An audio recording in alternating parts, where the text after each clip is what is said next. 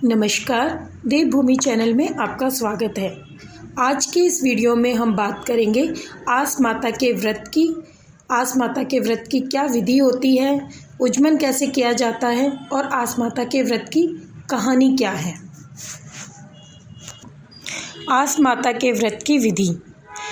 फागुन मास लगते ही एकम से अष्टमी तक किसी भी अच्छे वार को आस माता का व्रत करें। कहानी सुनने के लिए एक पट्टे पर जल का लोटा रखें, गेहूं के दाने, रोली और चावल लें।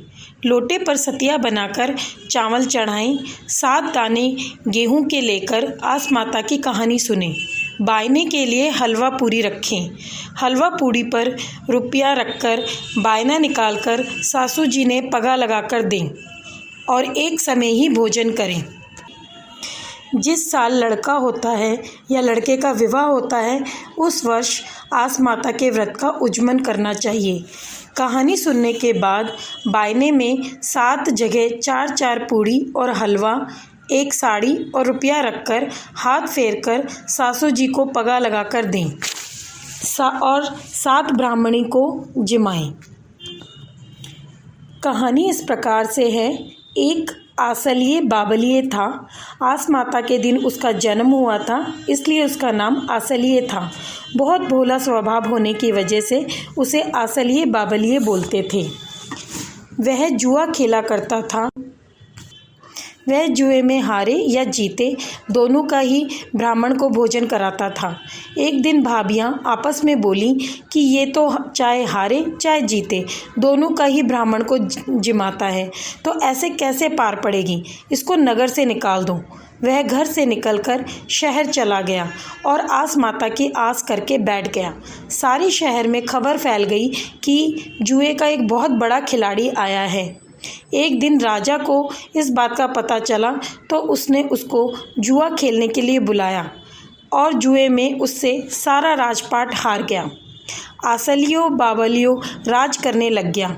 उसके भाई भाभी का अन्नदाता से बैर हो गया, मतलब कि उसके भाई भाभी को भोजन की दिक्कतें आने लगी, भोजन के लाले पड़ गए। वो लोग आसलिया बाबलिया को ढूंढने निकल गए। चलते चलते वह उसी शहर में पहुँचे और सुना कि एक आदमी जुए में राजा से जीत गया। वो लोग उस नए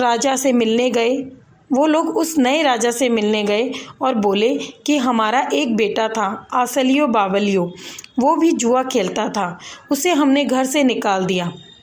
तब वह बोला, मैं ही तुम्हारा बेटा हूँ।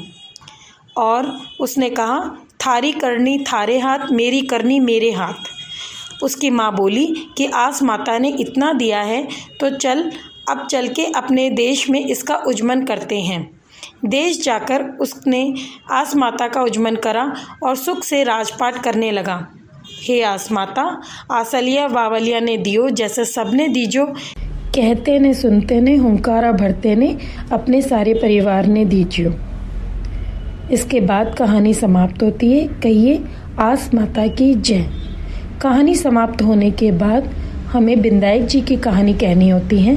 बिंदायक जी की कहानी के लिए लिंक डिस्क्रिप्शन में दिया गया है।